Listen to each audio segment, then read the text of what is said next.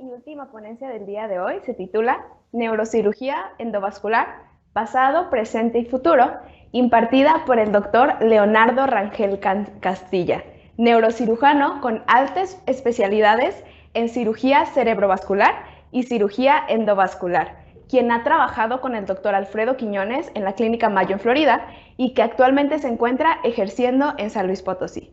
Muchas gracias por acompañarnos hoy, doctor. Le cedo la palabra y la pantalla. Bueno, buenas tardes. Un gusto estar aquí compartiéndoles un poquito de lo que es la neurocirugía endovascular. Muchas gracias por la invitación. Muchas gracias al doctor Alfredo Quiñones y a todo el equipo de la Universidad de Guadalajara. Yo soy neurocirujano. Me entrené en Estados Unidos. Hice neurocirugía en Houston. Después hice cerebrovascular en el Instituto Barro, cuando el doctor Spessler aún era el chairman. Después hice neurocirugía endovascular en la Universidad de Buffalo y después estuve trabajando un tiempo en la Clínica Mayo en Rochester. Les voy a platicar un poquito acerca de cómo ha evolucionado la neurocirugía endovascular, qué es lo que tenemos en la actualidad y hacia dónde vamos. Realmente las técnicas endovasculares han venido a cambiar mucho los tratamientos de muchas enfermedades cerebrovasculares. Enfermedades previas que eran imposibles de tratar, ahora ya se pueden tratar de una manera eficaz, rápida. Entonces, bueno, pues vamos a empezar. La neurocirugía endovascular es una subespecialidad de la neurocirugía. Es un fellowship de 2 años. En México creo que es similar, 2 años también. Y lo que se hace aquí en la endovascular es muy diferente a lo que normalmente el neurocirujano está acostumbrado a aprender durante los 6, 7 años de residencia, ya que en cateterismo. Muchos de nuestros colegas durante el entrenamiento vascular, obviamente técnicas radiológicas básicas, proyecciones fisiológicos de llenado de arterias, venas, capilares, etcétera. De tal manera que la lógica vascular para entenderla y de esa manera entender cuando hay un problema o una condición patológica. Estos son algunos de los problemas que el neurocirujano endovascular trata, que viene siendo el stroke o el infarto cerebral. Yo creo que por mucho esto es en cuanto a cantidad lo que más tratamos. El infarto cerebral es actualmente en su mayoría tratados por neurocirujanos endovasculares. Van a ver en la presentación, en el 2015 salieron más de 5 o 6 estudios en el New England Journal of Medicine diciendo que el tratamiento endovascular de stroke o de infarto cerebral es la manera de hacerlo. Y ahorita entonces, paciente con un infarto cerebral, aparte de ser visto por urgenciólogos, neurólogos, para ofrecer toda la batería de opciones al paciente, siempre lo tiene que ver un neurocirujano endovascular.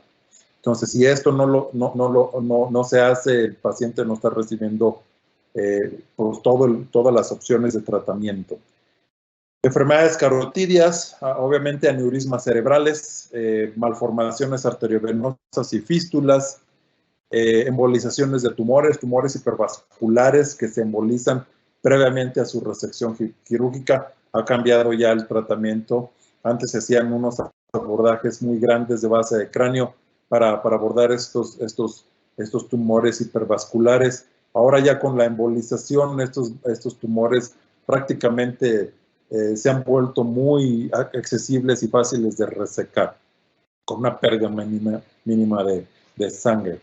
Otras opciones de tratamiento, otras enfermedades que la neurocirugía endovascular nos ha permitido tratar, pacientes con pseudotumor cerebral o lo que le llaman idiopathic intracranial hypertension o hipertensión idiopática intracraneal, en la que se ha visto que el problema está en estenosis o oclusión de los senos sigmoideos o los senos transversos, En la antigüedad estos pacientes se trataban con válvula de derivación, pero ahora en pacientes seleccionados se les coloca un stent y de esa manera se tratan endovascularmente.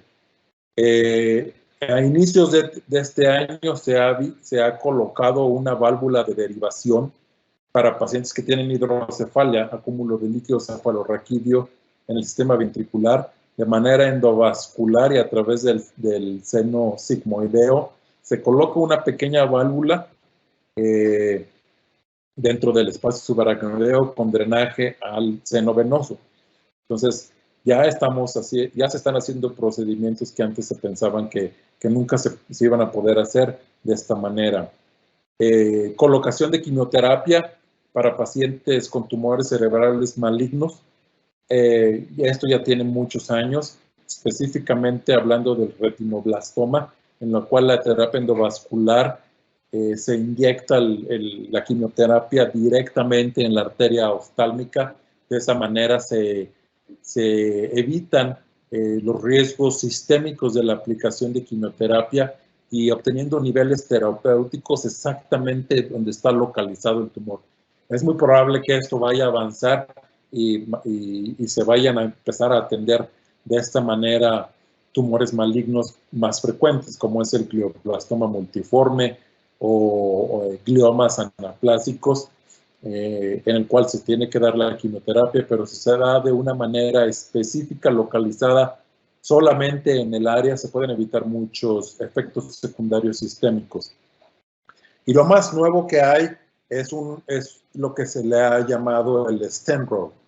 El STEMROAD originalmente se investigó y se diseñó en Australia. El STEMROAD es un dispositivo que se va a colocar en cualquier posición en el área cortical cerebral. Es un stent que tiene la capacidad de grabar y estimular áreas corticales para pacientes con muchas afecciones, ya sea Alzheimer, epilepsia, etcétera, ¿no? Entonces, esto nos ha permitido de una manera mínimamente invasiva hacer este tipo de recording y de estimulación de áreas corticales. Se han colocado 2 hasta ahorita. Esto fue hecho en Australia y muchos de ustedes que son fan de Elon Musk, esto es exactamente lo que Elon Musk también tratando de hacer. Colocar estos dispositivos en pacientes con enfermedades neurológicas de diversas etiologías para ayudar a entender qué es lo que está pasando con esas zonas enfermas, ayudar a estimularlas y que se regeneren las funciones de esa área perdida, ya sea por trauma, por Alzheimer, por un infarto, etc. Entonces, para allá va la neurocirugía endovascular. Inicialmente voy a hablar del stroke porque es ahora sí que el workhorse o lo que le llamamos el pan de cada día en la práctica endovascular, ya que el stroke, como lo vamos a ver, es una de las principales causas de mortalidad en el mundo, la número 1 de pacientes con disability. Antes, cuando se llegaba un paciente con stroke, un infarto isquémico, oclusión de una arteria, normalmente la arteria cerebral media, segundo lugar la arteria carótida, esto es lo que había. Iniciaba un paciente con un déficit, una hemiplegia, una tomografía normal, a los 2 días ya un infarto cerebral bien establecido, al día 4 el mismo infarto ya con una inflamación y un edema, y lo único que se hacía pues era una descompresión de cranectomía para que el cerebro se inflamara. Había un cerebro enfermo, inflamado, y lo único que se hacía pues era nomás darle espacio para que se inflamara y después se desinflamara. Así quedaban los pacientes regresaban a un procedimiento de cranioplastía para componer ese cráneo. Eso afortunadamente ya está quedando en el pasado. Cuando yo regreso a México aún me doy cuenta de que esto todavía se ve muy frecuentemente, pero ya los neurocirujanos endovasculares estamos tratando de cambiar el curso de esta enfermedad. La enfermedad isquémica es, como ustedes saben, el 90% de las enfermedades de los infartos cerebrales, el otro 10-15% es el stroke hemorrágico. Estos son unos datos en general americanos. Es la tercera causa de muerte, es la primera causa de disability o de, se me fue la palabra en español, pero disability. Eso es la número uno y por mucho México ahí está. Ahí pueden ver la cantidad de dinero que se gasta en estos pacientes para mantenerlos y rehabilitarlos. Entonces, realmente tienen un impacto masivo. Quiero que sepan que el infarto cerebral mata más mujeres que el cáncer de mama al año. Así de grande es el impacto. En el 96, la FDA aprobó el medicamento TPA, que va a disolver estos coágulos que normalmente viajan del corazón a ir a alojarse a la arteria cerebral media, que es la más común, o la arteria carótida. Desafortunadamente, los pacientes tienen que llegar dentro de la... Y eso es muy difícil por muchas razones, entre ellos cultura a la población, cultura a las ambulancias, incluso cultura y conocimiento de los pacientes en urgencias. Entonces, para el momento que ya se le llama y se va a administrar esas tres, lo que cuando solo había el TPA, menos del 1%, o sea que y si se llegara a administrar el TPA, adivinen qué, solo el 10% de los pacientes con oclusión carótida van a responder al TPA. Entonces, aún administrando el TPA a tiempo, no va a haber muy poca mejoría, intervención, en lo que pues, va a tener un impacto socioeconómico en los pacientes increíble. De tal manera que en Estados Unidos cada vez se abren más centros de stroke y ojalá también lo podamos hacer aquí en México. Entonces el stroke o el infarto isquémico se ha convertido en un problema quirúrgico endovascular. Y ya hay diferentes técnicas. Está la trombectomía mecánica, la trombectomía por aspiración, usando diferentes dispositivos como el stent retriever, que ahorita se los voy a mostrar, o la colocación supraespecífica del TPA. Entonces, esta es la manera como hemos evolucionado el tratamiento del stroke. El primer dispositivo que se inventó, que se llama Mercy, que cuando yo hice mi subespecialidad ya no existía. Mi subespecialidad fueron en los años 2013, 2014 y 2015. Este dispositivo Mercy era como un resorte de una pluma y fue el boom entre el 2000 y el 2008 y después se dejó de usar. Después de ahí viene otro dispositivo que se llama Penumbra, el cual este es un catéter que tiene otro pequeño catéter y ese pequeño catéter llega al coágulo y lo empieza a romper. Muy similar a lo que es a un trabajo de plomería cuando se tapa el WC, que la gente normalmente metía algún alambre o algún gancho para destapar. Pues de ahí se agarró este concepto. Afortunadamente se dejó de usar porque se veía que había mucho incidencia de hemorragia iatrogénica causado por sacar y meter este destapador, por así decirlo. Después viene otro dispositivo que se llama Trevo, o que fueron los stents. Estos stents van a atrapar los coágulos y los van a sacar. Y en la actualidad esto es uno de los dispositivos más eficaces que normalmente nosotros usamos para remover los coágulos y revascularizar una arteria. Y esto es exactamente lo que normalmente vemos en urgencias al día con día. Este es el ejemplo clásico de un paciente de 70 años, mujer, que llega con un déficit de la escala NIH de 15. En este caso afasia y hemiparesia izquierda, todo causado por una oclusión del lado derecho.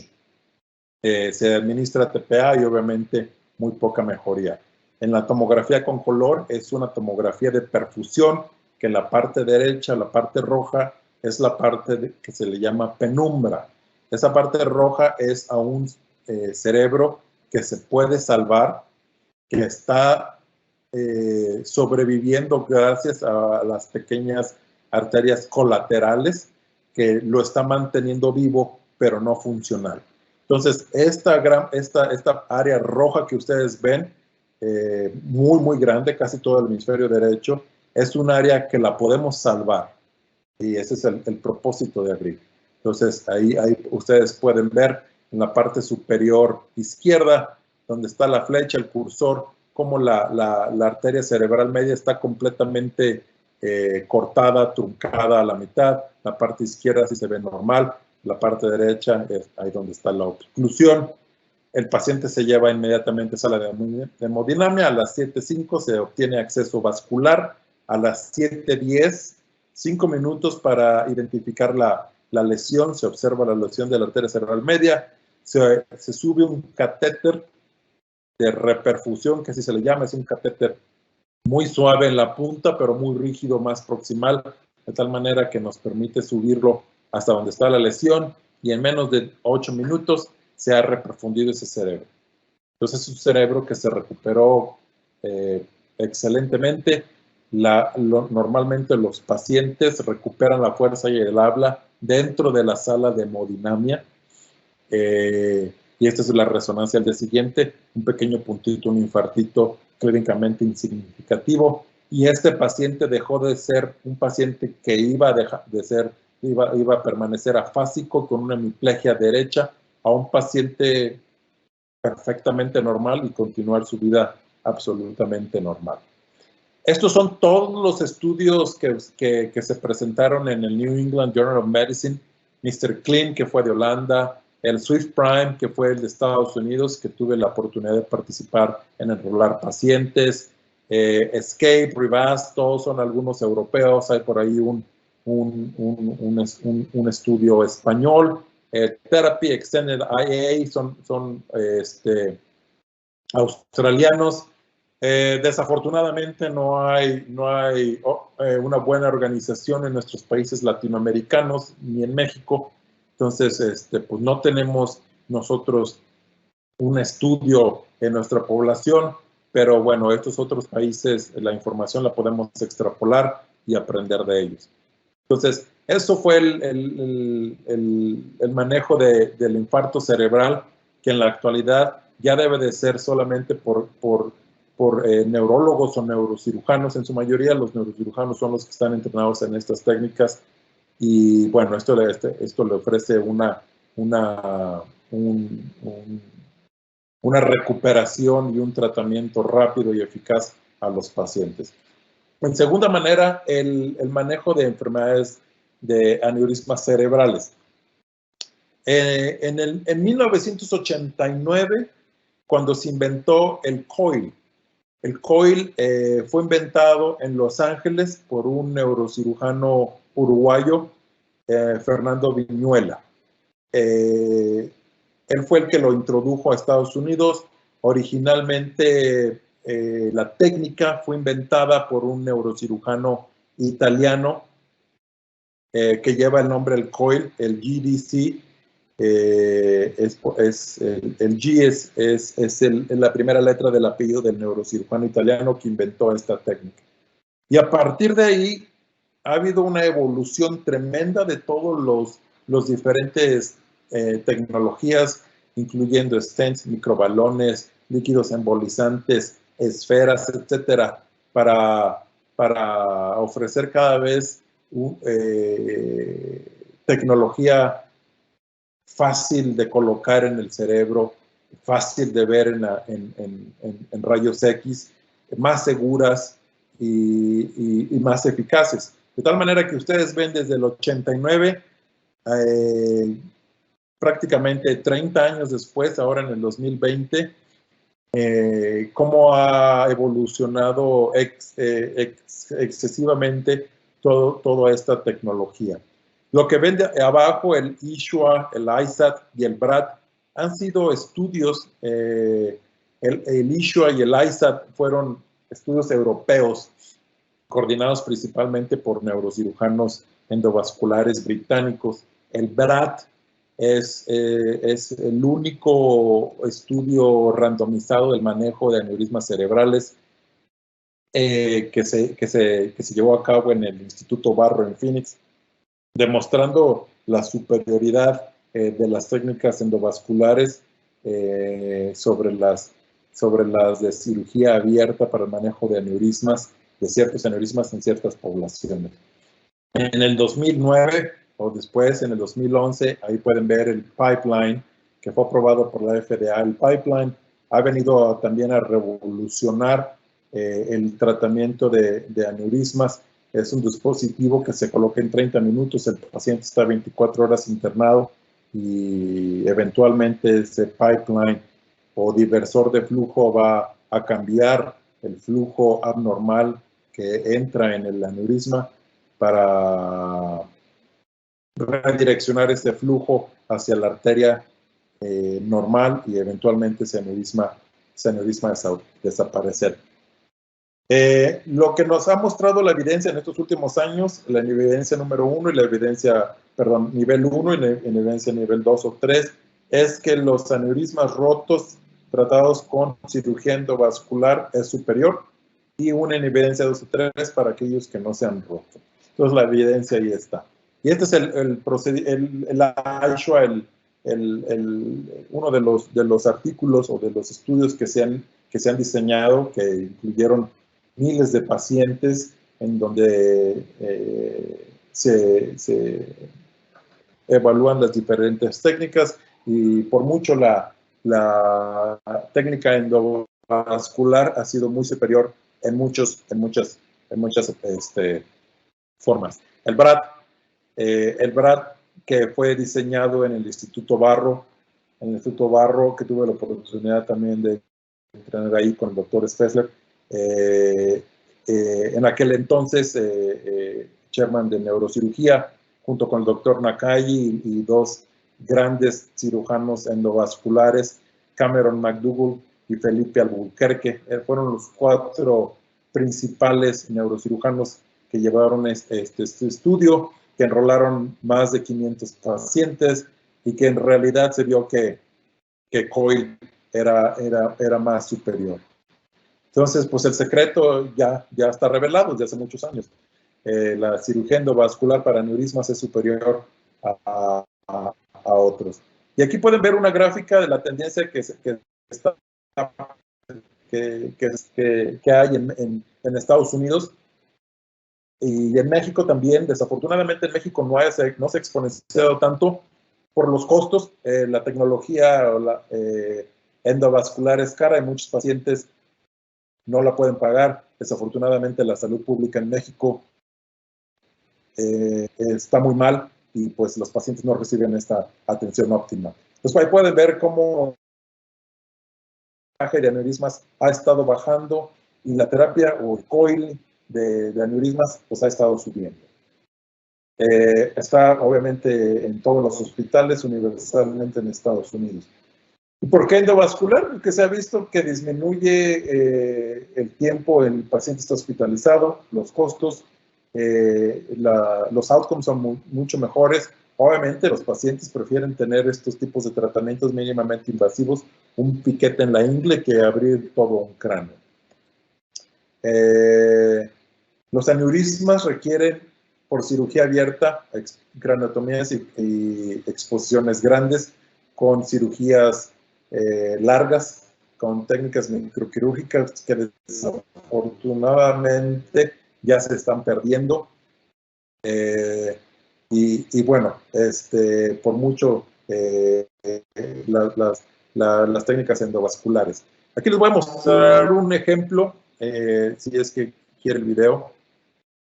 A través de la arteria radial, que es la arteria del brazo, en un paciente que está completamente despierto y sedado solamente, vamos a tratar un aneurisma cerebral. Nuestra guía o el catéter está avanzando por la arteria vertebral derecha. Todo esto es a través del acceso del brazo de la muñeca.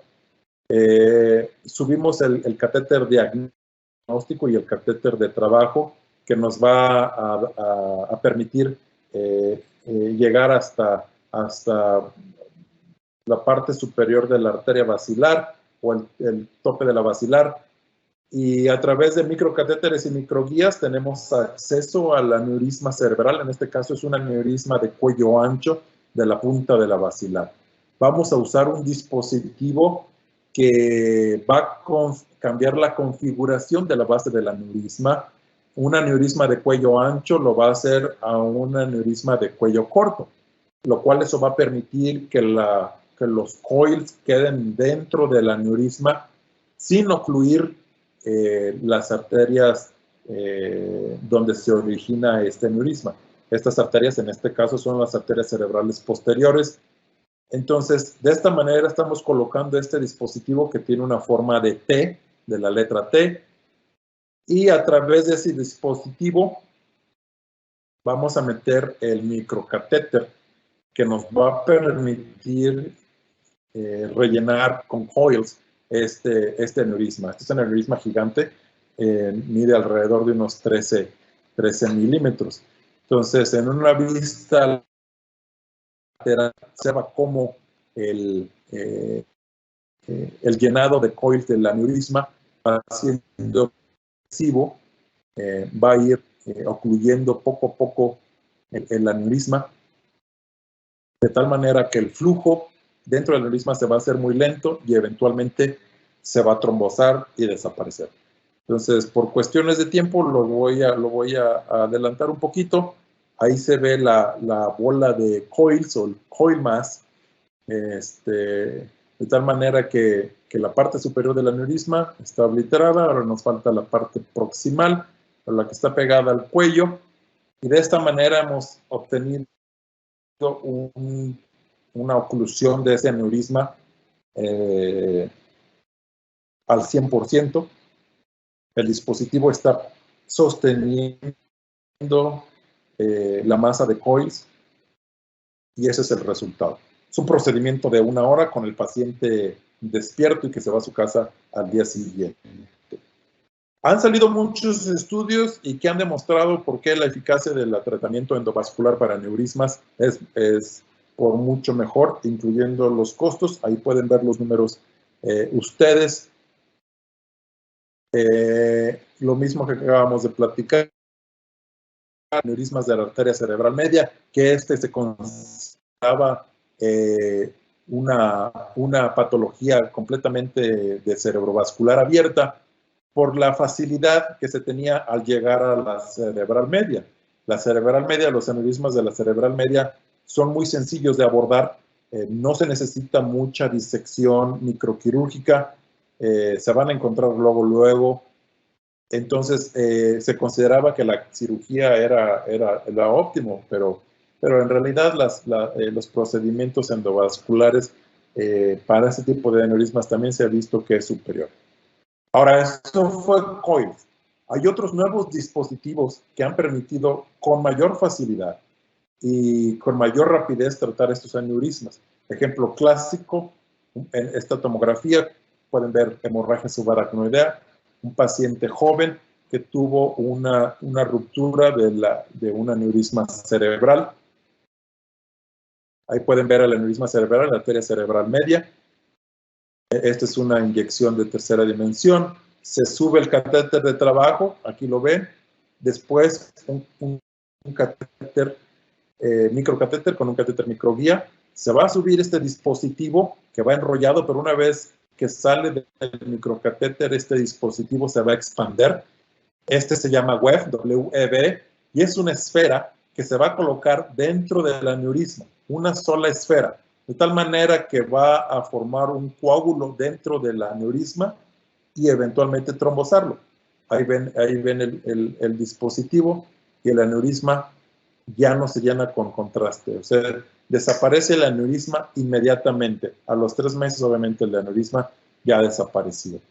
Entonces, ojalá lo hayan captado cómo funciona este dispositivo. Es literalmente un procedimiento de 20 minutos en la que el paciente se le va a tratar su aneurisma. Y así puedo mencionar diferentes aneurismas, aneurismas de la arteria cerebral anterior, que son los que más frecuentemente se rompen, junto con los aneurismas de la cerebral posterior. Estos aneurismas se consideran difíciles de tratar por toda la disección microquirúrgica que se requiere, en algunas ocasiones hasta resecar la parte inferior del lóbulo frontal para poder tener acceso, pero con las técnicas endovasculares, pues eso ya no es ninguna limitación. Ahí tienen el seguimiento a 1.5 años de ese aneurisma, que está completamente obliterado, y pueden ver la masa de Coys estable, y que un aneurisma que no ha recurrido y que no ha crecido. Igual les voy a presentar otro caso del Webb o la esfera. Un aneurisma, este es un aneurisma de la comunicante posterior. Ahí pueden ver hemorragia subaracnoidea en todas las cisternas de la base. Ahí está el aneurisma. Bueno, en este caso fue un aneurisma de la arteria cerebral anterior. Aquí está el microcatéter, la punta del microcatéter. Aquí viene el dispositivo. Es una esfera hecha de metal, en la cual que una vez que sale del microcatéter se va a inflar, se va a expander y se deja ahí, se coloca, se retira el microcatéter y vean el estasis de flujo que hay inmediato. Se va a liberar el dispositivo, de tal manera que en la de seguimiento, en los 3 meses, vean, ya no hay absolutamente nada de aneurisma y esa arteria está completamente bien preservada, las 2 arterias cerebrales anteriores distales. Como lo vieron, así como lo vieron en el video, así es realmente de rápido cómo se van a tratar estos aneurismas con este tipo de tecnología. El diversor de flujo, como les mencionaba, es un stent. Hay muchos stents intracraneales, el stent Neuroform, el Enterprise, que fueron de los originales. El Pipeline es una malla tipo stent en la que realmente va a cambiar el flujo de los aneurismas. Vean este aneurisma del segmento carótido de la arteria carótida interna, un aneurisma grande. Normalmente estos dan síntomas de pares craneales bajos o síntomas oftálmicos. A los 6 meses de la colocación de stent, vean cómo se ha reconstruido completamente esta arteria, de ser una arteria enferma, un aneurisma disecante grave que está empujando estructuras vitales dentro del seno cavernoso. Ahora es una arteria completamente sana. El stent ha cambiado, ha redireccionado todo ese flujo abnormal dentro de ese segmento enfermo de la arteria y lo ha convertido ya en una arteria completamente normal en solo 6 años. Paciente joven de 55 años. Entonces, esto desde que se aprobó por la FDA ha sido un paradigma y ha cambiado completamente el manejo de enfermedades de aneurismas cerebrales. En modelos computacionales se observa cómo cambia el flujo. La parte izquierda son el flujo principal, es la parte roja, y después de la colocación de stent, cómo ese flujo turbulento cambia, de tal manera que le permite a la arteria sanar perfectamente de un estado patológico a un estado normal, normalmente en 3 a 6 meses. Y así les puedo mostrar muchos ejemplos, en este caso de modelos computacionales, que se ve el flujo turbulento dentro de los aneurismas cerebrales y cómo cambia significativamente este flujo después de la colocación de estos dispositivos. Es realmente impresionante. Otras patologías vasculares cerebrales, como son las malformaciones o las fístulas, que antes que tenían que ser unos abordajes grandes o definitivamente no se trataba porque la resección quirúrgica era más mórbida o traía mortalidad que la enfermedad natural, que la historia natural de la enfermedad, o las fístulas que pueden llegar a ser muy aparatosas, pero con la terapia endovascular nos ha permitido entender más estas enfermedades y hacer un tratamiento más preciso, más fácil con recuperación. Aquí tenemos rápidamente una malformación arteriovenosa temporal con una fístula de alto flujo. Esto, llegar a tratarlo con cirugía abierta, puede llegar a ser muy complejo si no se entiende bien la arquitectura de la malformación, pero el procedimiento endovascular probablemente es relativamente sencillo.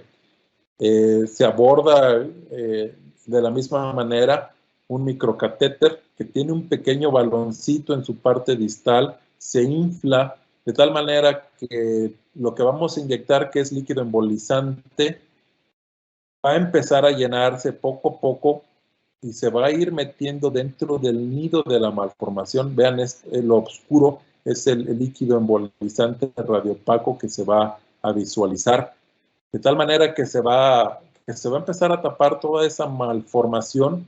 Ahí lo pueden ver.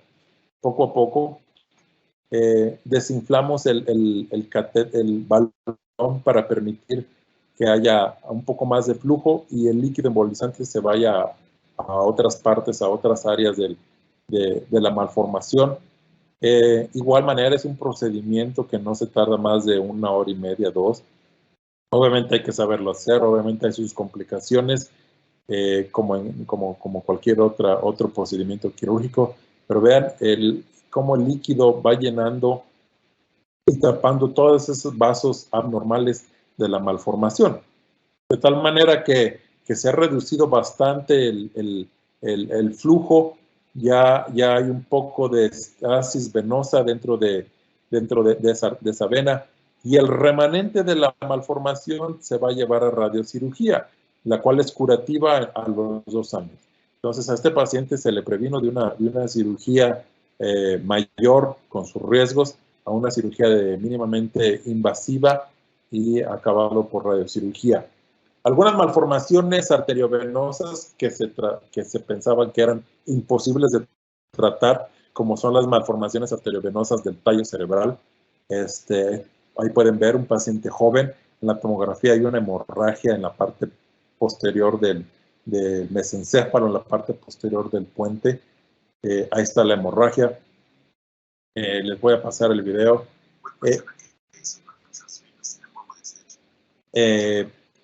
Esta embolización fue transvenosa. En vez de irnos a través de las arterias, puncionamos directo en la vena yugular, y de tal manera que entramos a través de las venas, no de las arterias. Normalmente se hace a través de las arterias. De manera retrógrada, aquí pueden ver cómo está subiendo la guía a través del seno transverso, el seno sagital y el seno recto, de tal manera que nos va a permitir llegar a esta parte de la malformación que aún está viva. Este es el microcatéter, ahí está la microguía, guiándola hasta llegar al punto donde está la fístula. Esta es la malformación, ahí la pueden ver, localizada en la parte posterior del tallo cerebral. Vamos a colocar un balón en la arteria basilar de tal manera que vamos a cortar el flujo para que el flujo sanguíneo no se lleve el líquido embolizante a partes donde no queremos que se vaya. Recuerden que estamos trabajando dentro del tallo cerebral y la inyección de este líquido embolizante debe ser extremadamente precisa. Entonces se va a inflar este balón para reducir el flujo dentro de la arteria basilar. Una vez que está eso, ya tenemos preparado el líquido embolizante, que ya lo estamos inyectando, de tal manera que se empieza a cerrar todas las vasos capilares, venas, arterias y venas de la malformación. Vean cómo va adquiriendo la forma de la malformación.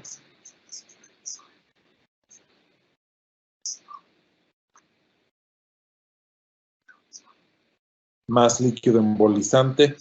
Mantenemos nuestro balón inflado. Y el resultado final, pues es esto, la malformación completamente llena de líquido embolizante que convierte a una malformación pues en una formación ya ocluida con un riesgo de sangrar prácticamente de cero. Vean una inyección arterial, ya no se observa la malformación y este paciente está prácticamente curado. Procedimiento imposible o muy difícil de tratar con cirugía abierta. Entonces, aunque hay muchos neurocirujanos que aún siguen siendo muy seguidores de la tecnología del pasado, pues realmente ya la tecnología del presente, incluyendo la terapia endovascular, es lo que tenemos que usar, ¿verdad? Digo, ¿por qué usar cosas previas si las nuevas van mejorando? Entonces, esto es lo que hay que comentar a los pacientes, qué es lo que prefieren, una cirugía abierta o una punción en la ingle. Y bueno, parte de las técnicas endovasculares las pueden encontrar en este libro que tuvimos la oportunidad de publicar el año pasado. Y pues nada más. Traté de acabar un poquito antes para dejar más tiempo de preguntas y nuevamente muchas gracias por la oportunidad de estar con ustedes. Muchísimas gracias, doctor. Fue un placer escuchar su ponencia y sí llegaron algunas preguntas. Tenemos aquí, ¿qué acceso periférico recomienda? ¿Femoral o radial? Esa es una muy buena pregunta. Cada vez se está usando más la arteria radial, cada vez hay catéteres que están diseñados para neuro a través de la arteria radial. Todo lo que sea circulación posterior es radial, siempre. Y la circulación anterior puede ser radial o femoral. Yo en lo personal ya cada vez uso más el acceso radial. Muchas gracias, doctor. Dice así otra pregunta. Hoy por hoy, ¿cuáles aneurismas son obligatorios para cirugía y cuáles para terapia endovascular? El 99.99 de los aneurismas se pueden tratar por terapia endovascular. ¿Cuáles son los que deben de irse para cirugía abierta? Aquellos pacientes que se presenten con una hemorragia grande, que la hemorragia está haciendo efecto de masa y el paciente está en coma o hemipléjico y que hay que descomprimir el cerebro. Algunos aneurismas gigantes en las cuales hay que hacer algún tipo de reconstrucción, revascularización o un bypass, pero esos son extremadamente raros. Ahorita yo creo que el 99.99 de los aneurismas se pueden tratar por vía endovascular sin ningún problema. Muy interesante, creo que es algo que pocos, bueno, personalmente no sabía, entonces muchas gracias por esa información. Dice así otra pregunta. ¿Existe algún caso en particular en el que se deba hacer uso de una sala híbrida entre cirugía vascular y terapia endovascular? Sí, eso es muy raro. En algunas ocasiones aneurismas grandes que hay que hacer un bypass primero y luego después sacrificas la arteria principal, pero es muy, muy raro. Yo te puedo decir en todas las universidades de Estados Unidos que estuve aprendiendo, incluyendo el Barro, Buffalo y en la Clínica Mayo, yo creo que si fueron 2 los casos que se llegaron a usar una sala híbrida, fueron muchos. Realmente es muy raro. Muchas gracias. Dice así otra pregunta. ¿Hay manera de acabar con el efecto de masa de un aneurisma gigante por medio de la terapia endovascular? Sí, con los diversores de flujo. Los diversores de flujo alteran completamente la dinámica la hemodinamia, dentro del aneurisma cerebral. Entonces, por ejemplo, hay pacientes que tienen compresión del nervio óptico, compresión del tallo cerebral por un aneurisma, y esto fue en un momento discusión entre los antiguos neurocirujanos que no hacen terapia endovascular contra los nuevos neurocirujanos que hacemos terapia endovascular, de que cómo se va a descomprimir un nervio o algo así con una terapia endovascular. Pero se ha demostrado que sí. Redireccionas el flujo, ese aneurisma desaparece, ese aneurisma se empieza a disminuir de tamaño, librando la presión en las estructuras nerviosas que lo esté comprimiendo. Muchas gracias. Dice así otra pregunta. ¿Qué recomendaría a estudiantes mexicanos para destacarse en currículum, por ejemplo, y mejorar su posibilidad para hacer match en neurocirugía en Estados Unidos? Híjole, esa es una pregunta que necesitamos, yo creo que un día de plática, pero porque mucha gente me pregunta, me manda ahí preguntas por Instagram acerca de esto. Lo primero que tienen que tener es estar mentalizados a irse a Estados Unidos y no que esa sea otra opción. Porque si es otra opción, lo más fácil va a ser quedarte aquí en México. Entonces, primero va a ser mentalizarte e irte para allá. Y lo primerito que tienes que hacer estando en la escuela de medicina es pensar cómo vas a presentar esos exámenes, Step 1, Step 2, con unos scores altos. Aunque ya ahorita ya nomás cambiaron la forma de hacerlo, creo que ya nomás es pass or fail, pero aún así el número va a ser importante. Eso es lo primero que hay que hacer. Lo segundo, buscar neurocirujanos en Estados Unidos que te abran la puerta para hacer investigación. Investigación básica en ciencias básicas, eso es extremadamente importante y ahí tienes que invertirle 1 o 2 años. Y no hay manera de no hacer eso. O sea, es extremadamente importante. Por ejemplo, el doctor Quiñones que tiene en su laboratorio a mucho médico mexicano, pues mis felicitaciones, él está ayudando a muchísima gente. Y así como él, hay muchos más. Entonces, yo les aconsejo que busquen a alguien que les permita tener la oportunidad de hacer investigación y publicar. Y esas dos cosas, un buen score en los steps y unas publicaciones y la determinación de quererse irse para allá es lo que se logra y la mayoría lo logra, pero hay que enfocarse a hacerlo. Muchísimas gracias. Creo que esos consejos son muy valiosos para muchos de los que estamos aquí. Tenemos una última pregunta que dice así. ¿Qué plática tan impresionante, doctor? Con respecto al costo-beneficio de la terapia endovascular, ¿qué tan accesible es para el sistema de salud público mexicano? Desafortunadamente, muy pocas instituciones públicas tienen el presupuesto para atender a los pacientes. En su mayoría, pues, están en las grandes ciudades, Ciudad de México, Monterrey, Guadalajara. El resto del país lo tienen abandonado. Aquí, precisamente, en donde yo estoy, en San Luis Potosí, ninguna de las instituciones públicas ofrece terapia endovascular porque, pues, no tienen presupuesto y ahora con el gobierno reciente, pues, ha estado peor. Entonces, las enfermedades y los pacientes hay, muchos pacientes con aneurismas rotos en las instituciones públicas desafortunadamente fallecen esperando algún tipo de tratamiento.